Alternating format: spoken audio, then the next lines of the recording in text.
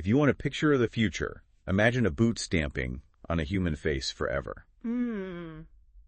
Wow. That's just a brutal, really unsettling image, isn't it? It really is. It's one of the most chilling lines from George Orwell's 1984, a novel that, well, it still haunts us.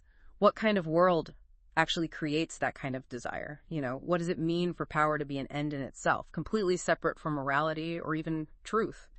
So today, we're doing a deep dive into this incredible, terrifying text. And that really is the core question for us, isn't it? We're going to try and pull apart the layers of control 1984 shows us, and then really look hard at how it resonates today.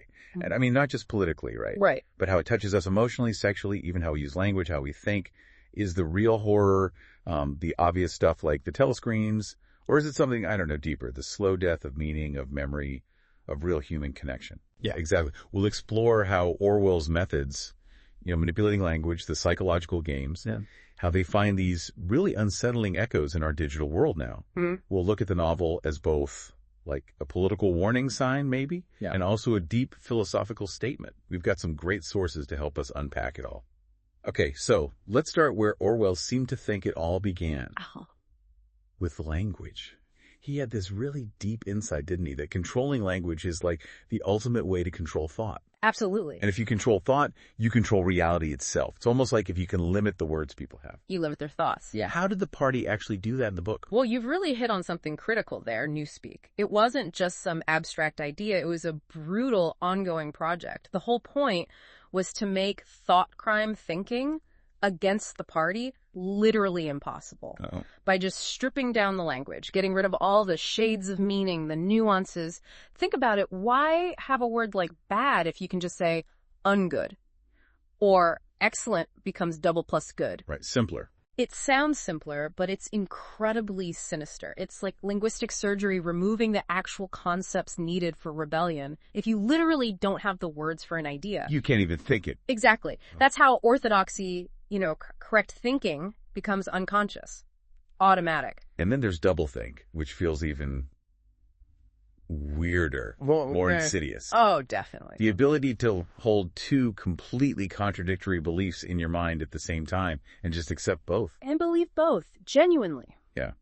Those party slogans, war is peace, freedom is slavery, ignorance is strength, they're not just paradoxes, are they? No, they're tools. Tools of what Orwell called conscious insanity. You know they're contradictory, but you force yourself to believe them anyway. It's... Yeah, mind-bending is the right word. Okay, so how does that connect to now? Because Orwell was talking about like deliberate erasure of truth. Right. In 1984, truth is actively destroyed, replaced by party statements.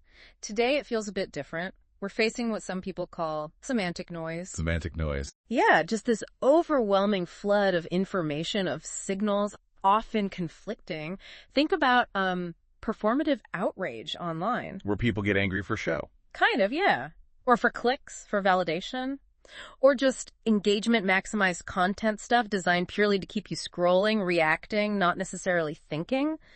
In that kind of environment, meaning itself starts to wobble, to collapse, it's arguably even more dangerous than simple censorship. How so? Because these infinite personalized truths fed to us by algorithms, they're much harder to fight back against. We end up in these echo chambers practicing a kind of voluntary doublethink. Voluntary doublethink. I like that. We choose realities that just confirm what we already believe. Exactly. We rarely bump into, let alone really engage with, things that challenge us. Which brings us right back to Winston, doesn't it? His job at the Ministry of Truth. Yeah. Literally rewriting history. Yeah. Old newspapers, books, everything.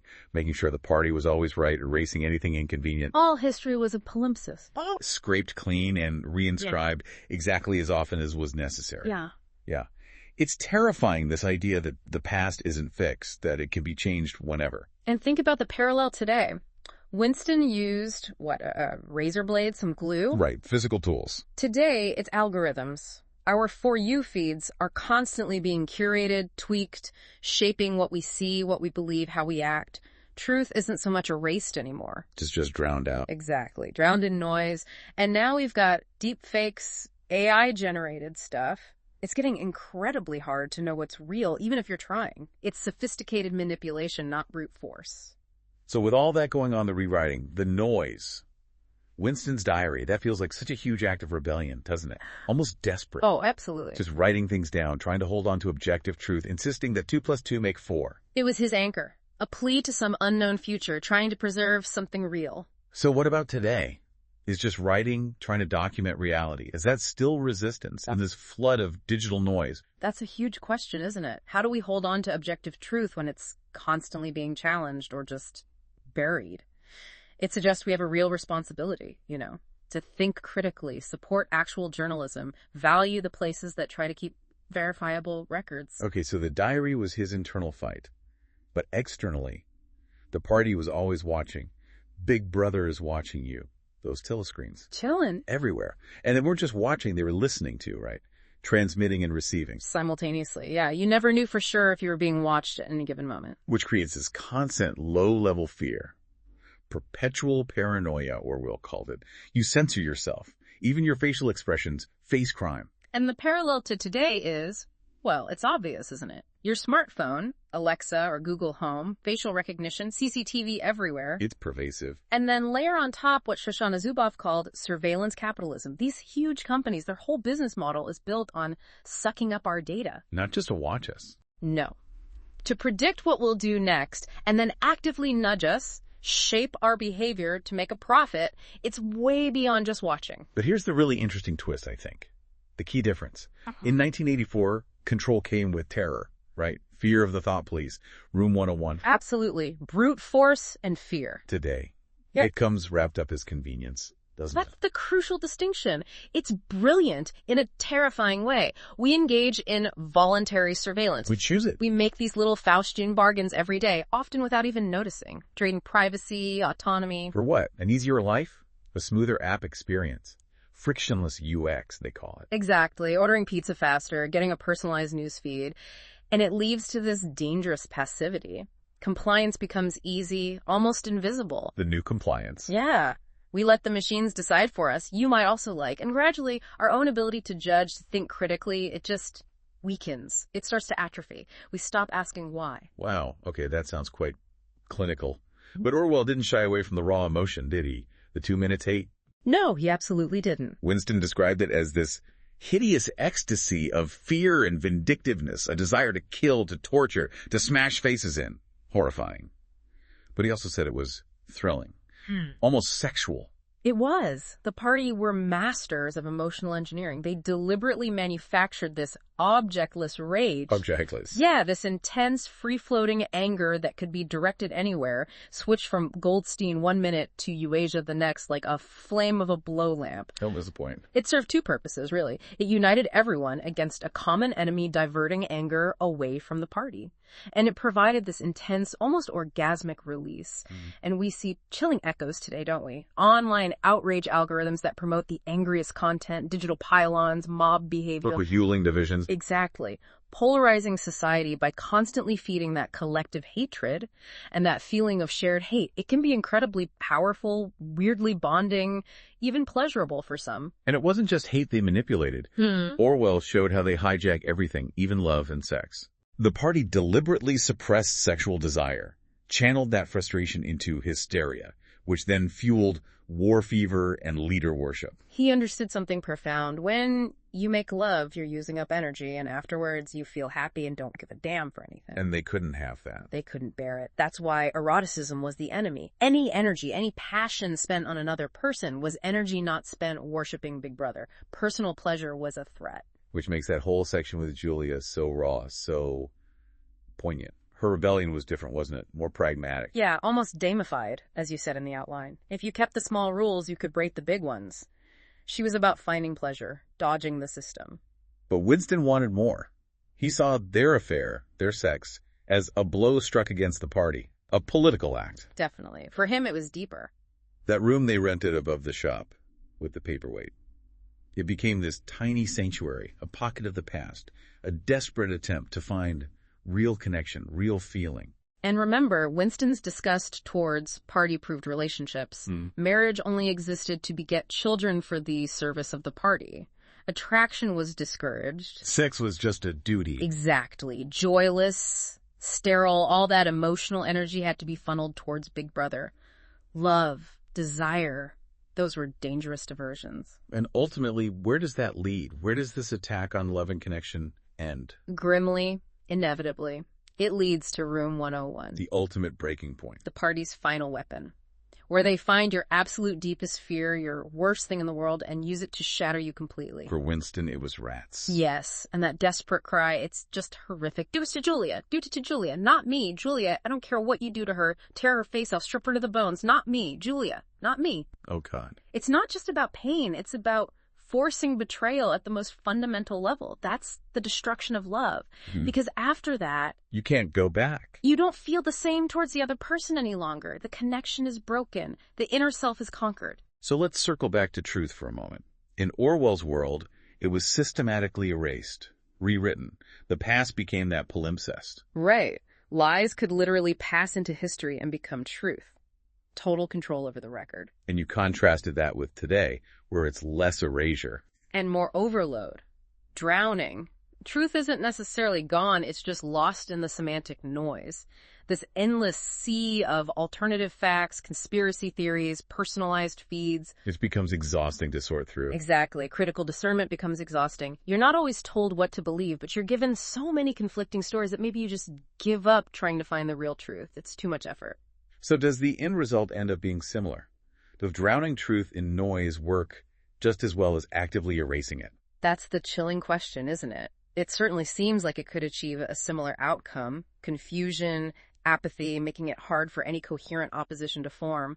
Drowning truth might be just as effective as burning it. And underpinning all of this is the party's philosophy, revealed by O'Brien during the torture.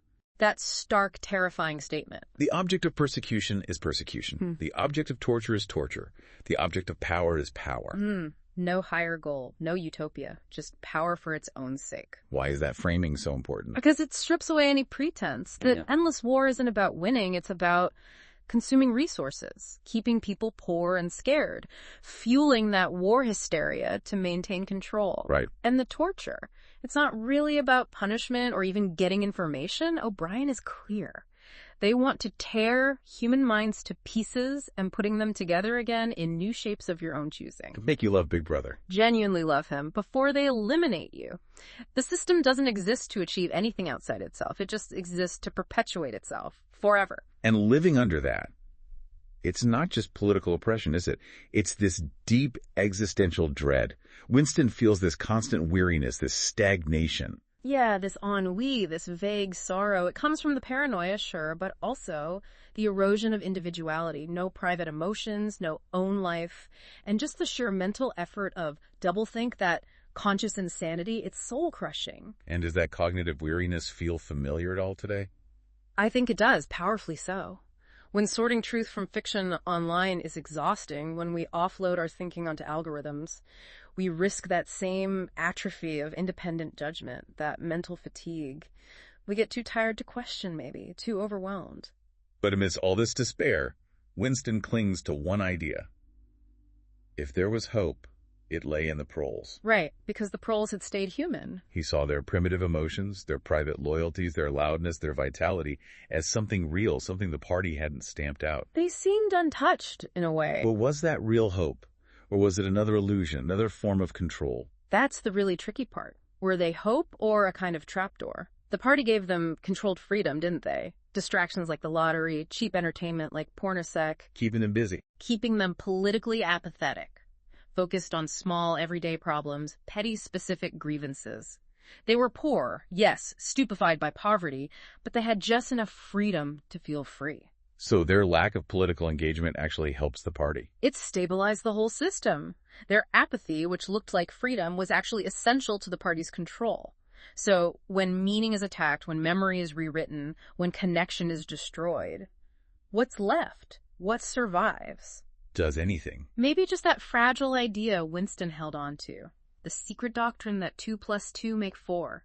Objective truth. Maybe that has to be passed on somehow from mind to mind, like a hidden cultural memory, waiting for a different future. It's a very bleak kind of hope. So after all this, what does it mean for you, listening right now? 1984 isn't a crystal ball, is it? It's not saying this is exactly what will happen. No, it's more like a mirror, a really disturbing mirror, showing us the ways power can twist things. Language, reality, our own feelings. It's urging us then to be vigilant. I think so. To actively defend language against being cheapened or distorted, to protect memory from being erased or rewritten, to value love over fear, and to fight for truth, even when it's hard, even when it's drowned in noise. Because the slide doesn't usually start with something dramatic, does it? It's not usually boots marching overnight. No, it starts small, with little compromises.